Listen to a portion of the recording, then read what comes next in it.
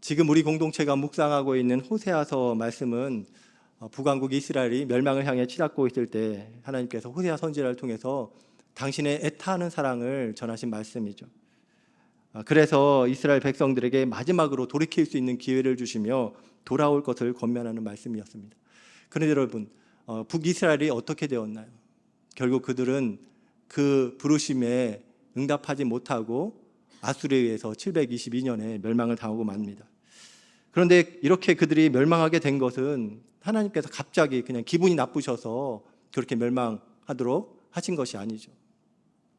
이스라엘의 멸망은 그들이 오래전부터 말씀하셨던 그 말씀을 지키지 않았기 때문입니다. 하나님께서 애굽에서 종살이하던 이스라엘 백성들을 건지시면서 약속의 땅 가나안으로 인도하시며 그들에게 젖과 꿀이 흐르는 가나안 땅에서 하나님의 축복을 받으며 그들의 날이 장구하기 위해서는 어떻게 해야 되는지, 만약에 그렇게 살지 않으면 하나님께서 그들을 어떻게 하실지 속히 멸망할까 하노라 하시면서 경고하셨던 말씀들이 있죠. 그리고 그 범죄하여 멸망당할 것이 염려가 되셔서 하나님께서 이스라엘에게 여러 차례 경고를 하셨던 말씀입니다. 오늘 본문 16절 17절 말씀이 그 경고 중에 하나였죠. 다시 한번 보도록 하겠습니다. 한번 읽어주세요.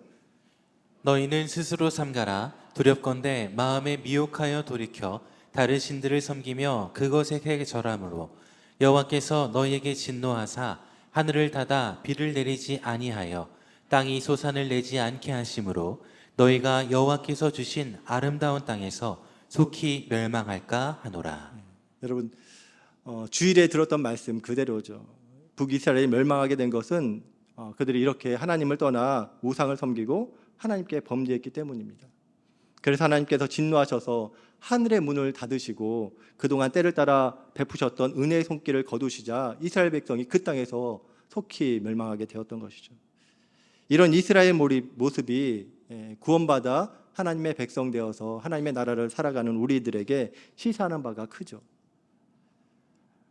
하나님께서는 우리의 날이, 하나님 나라 안에서 우리의 날이 속히 멸망하는 그 모습이 아니라 우리의 날이 장구하기를 원하십니다. 8절 말씀에 9절 말씀에 있는 것처럼 그들과 그들의 후손에게 주리라 하신 땅 곧 젖과 꿀이 흐르는 땅에서 너희의 날이 장구하리라. 이것이 하나님께서 우리에게 소원하시는 바이시죠. 그래서 오늘 우리는 하나님의 나라 그 약속의 땅에 들어가 주의 풍성한 축복을 누리기 위해서 어떻게 해야 하는지, 어떻게 살아야 되는지를 이스라엘이 하나님으로부터 처음 받았던 이 말씀 앞에 서서 우리의 삶을 비춰보면서 그 삶을 붙잡아야 될 줄 믿습니다. 그래서 저는 오늘 약속의 땅 가나안에 들어가기 전에 모압 평지에서 모세가 이스라엘 백성들에게 했던 그 마지막 설교, 이 신명기 말씀, 이 말씀을 살펴보면서 하나님께서 허락하신 가나안 땅, 구원받은 하나님의 백성으로서 하나님의 나라를 이루며 살아갈 때 약속하신 젖과 꿀, 그 축복을 받고 누리는 인생이 되기 위해서 어떻게 해야 되는지 두 가지 같이 살펴보기 원합니다. 우리의 날이 장구하기 위해서 하나님이 주신 복을 우리가 충만히 누리기 위해서 어떻게 해야 되는가? 첫 번째는 우리가 하나님만을 의지하면서 살아야 된다는 것입니다. 하나님만을 의지하면서 살아야 됩니다. 오늘 같이 읽은 본문에 보면은 하나님께서 지금 이스라엘 백성들이 앞으로 그들에게 허락하실 가나안 땅에 들어가서 하나님의 축복을 받고 살기 위해서 어떻게 살아야 되는지를 가르치시면서 가르치시는데 어떤 방식으로 가르치시냐면 전에 그들이 애굽 땅에서 살았던 그 삶의 방식과 대조를 시키시면서 가르치십니다. 전에 애굽에서 그들이 어떻게 살았다고 합니까? 10절 말씀 한번 볼게요. 10절 말씀 보면은 내가 들어가 차지하려 하는 땅은 내가 나온 애굽 땅과 같지 아니하니 거기에서는, 그러니까 애굽 땅에서는 그들이 어떻게 살았대요? 너희가 파종한 후에 발로 물대기를 채소밭에 댐과 같이 하였거니와 라고 나오죠. 애굽 땅에서 그들은 물을 대어서 살았다고 합니다. 물을 대어서 물을 끌어와서 살았다는 거예요. 이게 뭔가 하냐면 애굽에서는 그들이 농사할 때 나일강으로부터 물을 가지고 왔다는 것이죠. 나일강으로부터. 한마디로 애굽에서의 그들의 삶의 방식은 땅에 있는 것들을 끌어와서 살던 곳이라는 것입니다. 게다가 애굽 사람들은 이 나일강을 무엇으로 여겼나요? 신으로 여겼죠. 애굽의 젖줄로 여기면서 그것을 마치 신처럼 여겼습니다. 그래서 하나님께서 애굽을 심판하실 때 10가지 재앙을 내리실 때 제일 첫 번째 내리신 재앙이 무엇이었나요? 나일강을 피로 물들게 하신 것이죠. 그것은 신이 아니다 말씀하신 것입니다. 이렇듯 과거 그들이 살았던 애굽은 땅에 있는 것으로 살아가고 땅에 있는 것을 마치 신처럼 여기며 그것을 의지하면서 살았던 곳이라는 것이에요. 그런데 이제 하나님께서 허락하신 그 가나안 땅은 어떤 곳이라고 합니까? 가나안 땅 11절 말씀 같이 한번 읽어보도록 할게요. 자, 시작. 너희가 건너가서 차지할 땅은 산과 골짜기가 있어서 하늘에서 내리는 비를 흡수하는 땅이요. 애굽은 평지여서 땅에 있는 그 나일강 물을 끌어와서 데워와서 농사를 지을 수 있었지만 가나안 땅은 그럴 수 있는 땅이 아니라는 것입니다. 왜냐하면 그 땅은 산과 골짜기로 이루어졌기 때문이죠. 그래서 물을 어디서 끌어올 수가 없는 땅이라는 것입니다. 가나안 땅은 하늘에서 내리는 비를 흡수하는 땅이라는 거예요. 오직 하늘에 있는 물로만 살 수 있는 곳이라는 것이죠.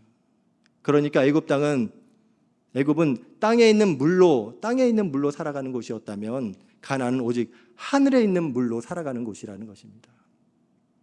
그리고 보면 과거 애굽은 땅에 있는 것을 가지고 그들이 어떻게 살았나? 자기 스스로 힘으로 살아야 했던 것입니다. 10절 다시 한번 볼게요. 보면은 거기서 너희가 파종한 후에 발로 물대기를 채소받게 됨과 같이 하였거니와 라고 되어 있죠. 애굽 땅에서는 땅에 있는 것을 가지고 살아왔는데 나일강의 물이 저절로 그들의 밭에 온 것이 아니죠. 관계수로를 만들어서 나일강 물을 자기들의 발로 계속 펌프질을 해서 물을 끌어와서 자기 발로 끌어와서 농사를 지어야 했던 것입니다. 그러니까 애굽은 땅에 있는 것을 내가 노력해서 내가 내 힘으로 이루면서 살아야 됐던 곳이라는 것이죠. 그런데 11절, 12절 보니까 그들이 들어가는 가나안 땅은 어떤 곳인가? 그것은 너희들의 힘으로 어떻게 살아갈 수 있는 곳이 아니라는 것입니다. 그 땅은 은혜로 살아가는 곳이라는 거죠. 은혜로 살아가는. 산과 골짜기가 있어서 거기에서 물을 끌어와서 살 수가 있는 곳이 아니라는 것이죠. 오직 하늘의 비로 인해서만 열매를 맺을 수 있는 곳입니다. 그래서 12절에 보니까 12절 말씀 내 하나님 여호와께서 돌봐주시는 땅이라 연초부터 연말까지 내 하나님 여호와의 눈이 항상 그 위에 있느니라. 그곳은 내 하나님 여호와께서 돌봐주시는 땅이라고 부르는 것입니다. 연초부터 연말까지 하나님의 눈이 항상 그 위에 있어서 하나님의 은혜로만 살아갈 수 있는 곳이라는 것이에요. 이처럼 하나님은 애굽이 내 힘으로 살아가는 곳이었다면 가나안은 하나님의 은혜로 살아가는 곳임을 가르쳐주고 계시는 것이죠. 그렇기 때문에 더더욱 내 힘을 의지하는 것이 아니라 땅의 것들을 의지하는 것이 아니라 하나님을 의지하면서 살아야 된다고 가르치고 있는 것입니다. 그러므로 사랑하는 여러분, 이전에 우리가 살았던 삶의 방식이 땅에 속한 것들, 그것이 돈일 수 있고 또 어떤 권력일 수 있고 내 스펙일 수도 있습니다. 그것이 나의 신이 되어서 그것을 의지하고 또 내 힘으로 이루면서 살아왔다면 여러분, 이제 구원받은 하나님의 백성의 삶의 방식은 하늘의 것을 사모하며 하나님의 은혜를 구하고 그 하나님을 더욱 의지하는 삶을 살아야 될 줄 믿습니다.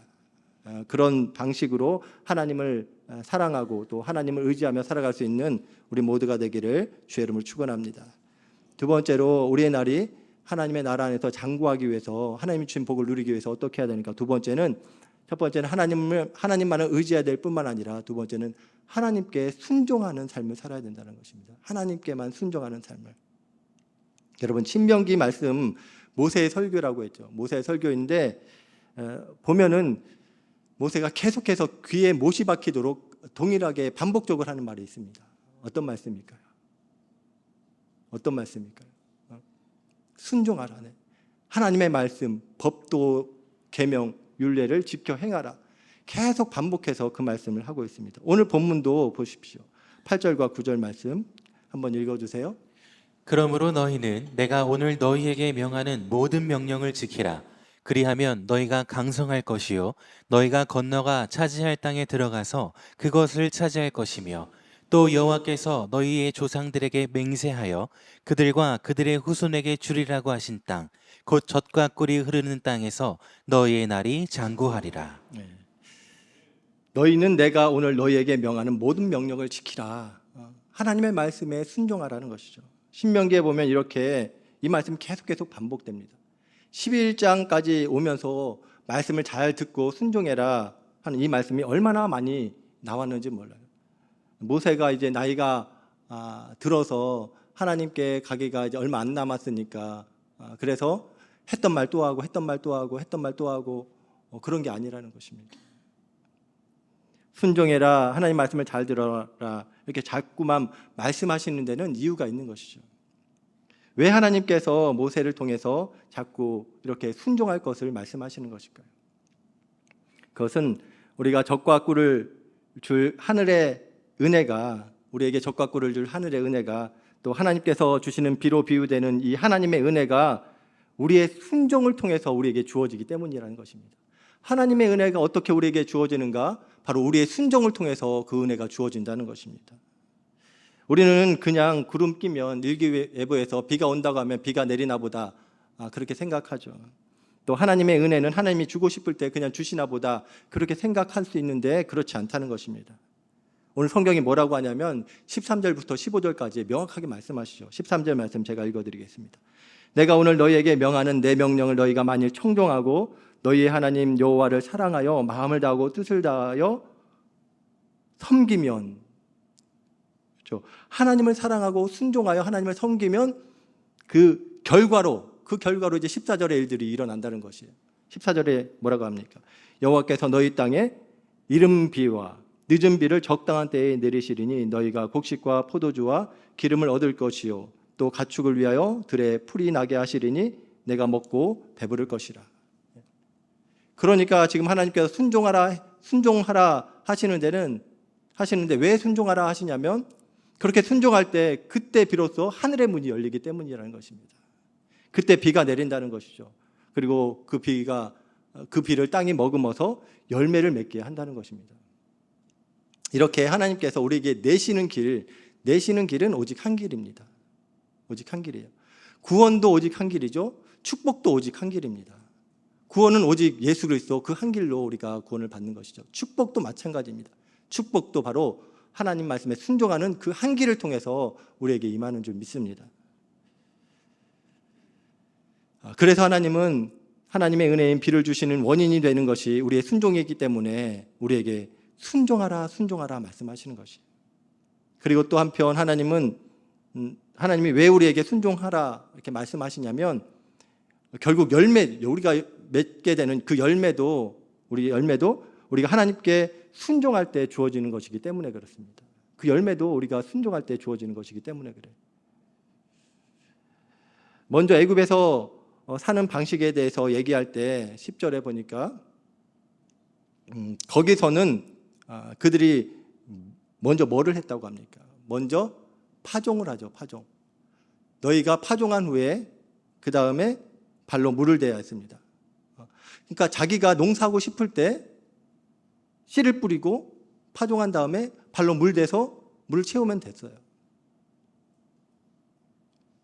그러니까 자기가 원하는 때 자기가 원하는 방식으로 그렇게 농사를 지었던 것이죠.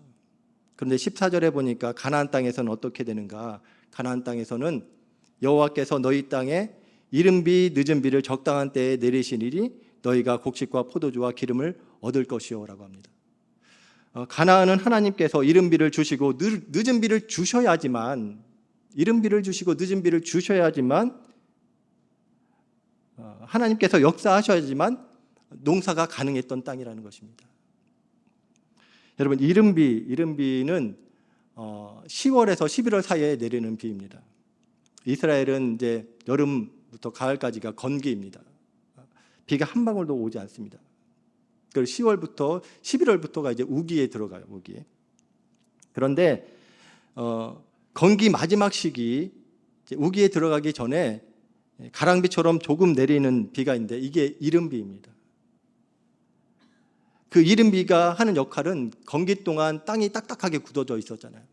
그래서 그 비가 가랑비처럼 내린 그 비가 땅을 풀어지게 해서 농사할 수 있는 땅으로 만드는 것입니다. 이른비가 그 역할을 하는 거예요. 그래서 이스라엘 백성들이 농사를 짓기 위해서는 하나님께서 내리시는 이른비를 기다려야 됐어요. 이른비를 주시면 그때 가서 이제 땅을 기경하고 그때 이제 씨를 뿌리는 것입니다. 그리고 우기 때 비가 내려져서 농작물이 자라고 그 다음에 이제 늦은 비가 와야지 열매를 맺는 데 필요한 그 강수량을 얻어서 그 열매가 풍성하고 견실하게 맺혀질 수 있는 것이죠. 그러니까 농사의 시작과 끝이 어디에 있는가? 애굽에서는 그냥 내가 파종하고 싶을 때 파종하고 물 주고 싶을 때 물 주는 방식이었는데 가나안에서는 철저하게 하나님의 때를 기다려야 되고 하나님의 때에 하나님과 동역하면서 일을 해야 된다는 것입니다. 이른비를 주실 때까지 기다려야 돼요. 이른비가 오지 않았는데 나가서 땅을 갈아봤자 아무 효험이 없다는 것이죠. 이른비가 내려서 땅을 기경할 수 있도록 만들어 주셔야 하나님의 뜻을 따라 하나님의 섭리를 따라 하나님의 일하심을 따라 땅을 기경하고 씨를 뿌려야 되는 것입니다. 그리고 열매도 하나님께서 늦은 비를 주셔야지 열매가 맺혀지는 것이죠. 그러니까 그들은 하늘이 열리고 비가 내려지는 것도 보면 하나님께 순종할 때에만 비로소 열리고 또 일상적인 농사를 짓는 것도 하나님을 따라서 순종해야지만 열매를 맺을 수 있었다는 것입니다.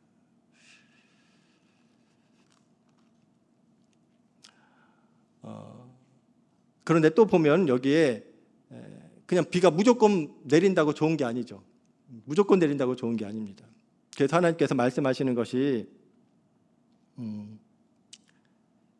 14절에 이른 비, 늦은 비를 적당한 때에 내리시리니라고 하죠. 적당한 때. 우리는 우리 때를 생각합니다. 우리 때 지금 이른 비가 내려져야 되고 또 늦은 비가 내려져야 된다라고 생각하지만 하나님께서는 하나님의 때, 하나님의 적당한 때에 내리시죠. 이른 비가 필요할 때 이른 비를 내리시고 늦은 비가 필요할 때 늦은 비를 내리시면서 은혜를 베풀어 주시는 것입니다. 이렇게 우리의 모든 행실이 하나님의 뜻을 따라 순종하며 나갈 때만 우리가 열매를 맺을 수 있다는 것이죠. 그러므로 이제 우리가 하나님의 은혜와 복을 받고 축복된 인생이 되기 위해서, 그래서 하나님의 나라 안에서 장구한 인생이 되기 위해서 우리는 이 순종을 배워야 될 줄 믿습니다.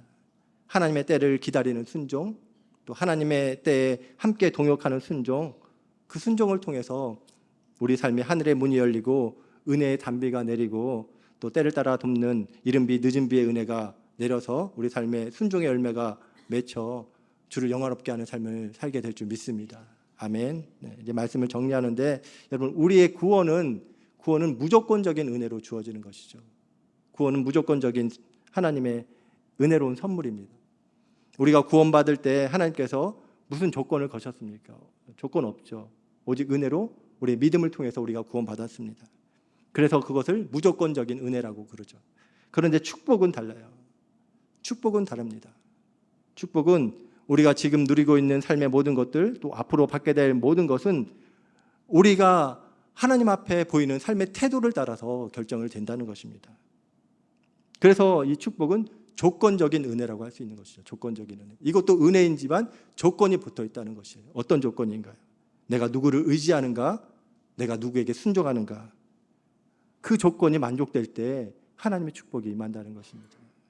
그러므로 바라기는 이제 애굽 땅에서 살던 것 같이 땅의 것을 추구하고 땅의 것을 신처럼 여기며 내 힘으로 그것을 이루려는 삶을 사는 것이 아니라 하늘의 것, 하나님의 은혜, 오직 하나님의 그 은혜를 오직 하나님을 의지함으로 또 하나님께 순종함으로 이 조건이 만족되어져서 하나님께서 부어주시는 그 축복들을 마음껏 누리고 하나님 나라 안에서 장구한 인생들이 되시기를 주님의 이름으로 축원합니다. 아멘.